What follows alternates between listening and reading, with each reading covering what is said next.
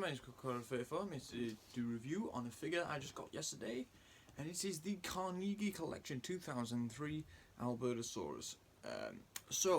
Albertosaurus, a bit of history on Albertosaurus. Well, a bit of facts, actually, not history. I'm not going to go through the entire history. But Albertosaurus was a Albertosaurine tyrannosaurid from the late Cretaceous era of Canada, more specifically Alberta. That's the only province I believe that most Albertosaurus have been found in.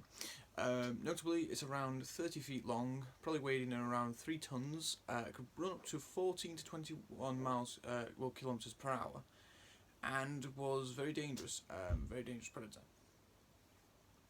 Now, larger individuals have been found to be growing up to around 10 meters, such as the Barnum Brown case, where basically Barnum Brown, he found quite a few specimens, but abandoned the project due to unknown circumstances.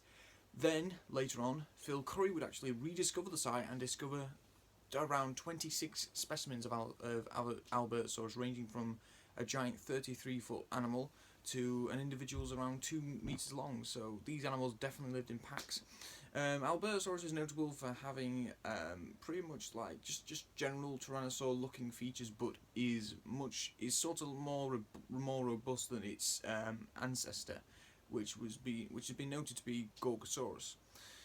That's as much as I can give on Albertosaurus. Now, this figure is not the best in the world, but I like it because it's a nostalgic looking figure. It reminds me of the old classic figures used to get from the 80s and the 90s, and plus, I've never had an Albertosaurus in my collection. I've always wanted one, and I have one, and this does the job.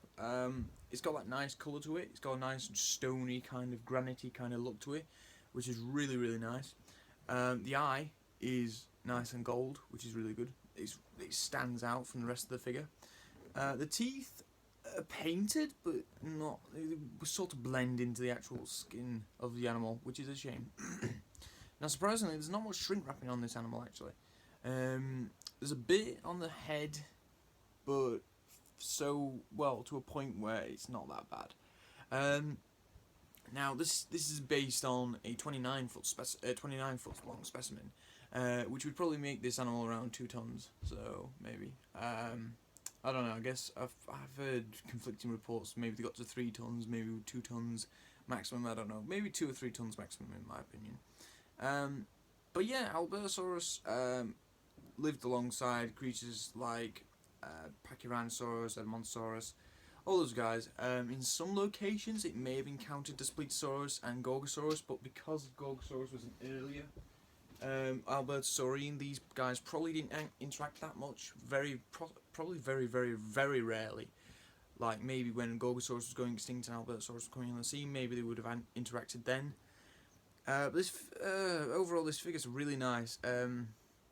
When you look at it, it does scream Albertosaurus, and I say that purely from the shape of the skull. The shape of the skull is very Albertosaurine-like, and very Albertosaurus-like. And the reason I say that is because Albertosaurus, when you look at the jawline here, which is really nice, I love the skin texture as well, but this jawline there, it kind of, with Gorgosaurus, it kind of goes like a classic Tyrannosaurus. So instead of going like straight, it kind of just goes from the back of the jaw to the front of the jaw like that. I would get the figure out of the Walk of Dinosaurs one, but yeah, nope, I'm not going to try and find that because I think it's in the bottom of the box. But the arms on this are quite nice. They're nicely proportioned. Matthew Dinosaur King did note that these are a little too long, and I have to agree with him looking at reconstructions. The feet are nice and stocky, and the legs are nice and strong, which is good, which says to me this is the fast runner. Another good feature I like is you've got the pubis. Got the pubis there. Sorry, ischium. You've got the ischium quite prominent there. Pubis is down here. But you've got the ischium here, which is quite prominent, which I really like. I like that sometimes. And then you've got the fact that the tail, the base of the tail here is really thick and really strong, which could say strong muscles, or it could be like fat reserves, which would be really cool because that shows how tenacious and dangerous this and how survivalist this creature is, because they really were. Because there's been a lot of pathologies found on Albertosaurus, and a lot of Albertosaurus have been shown to live in packs, which is really good. So this was kind of pretty much the big wolf. It was the wolf of its time. until, yeah, and then it replaced Gorgosaurus pretty much. But yeah, this figure's really, really nice. The colouring is great. The colouring really helps as well because it makes it it gives areas shadowing, which is really nice. Like this part here, hang on a sec, this part here, really, it's just paint, but it looks nice and shadowed, and that just gives it that gorgeous look. Like it's just absolutely gorgeous. Mine is a bit battered. Oh, yeah, sorry. There's a white mark there, and some white marks on the feet, on the claws, but at the end of the day, they don't bother me. So this figure I bought for £6. Hopefully you can get it for that on everythingdinosaur.com, because originally they took it off because they got discontinued, but then I guess they got a new batch. So yeah, if you want this figure, go and get it now, because I reckon it'll sell out quite quickly. Because last time it did, and I was really gutted. So size wise, it's about 20 centimeters long, and it's about around just under 10 centimeters in height from the top of the head.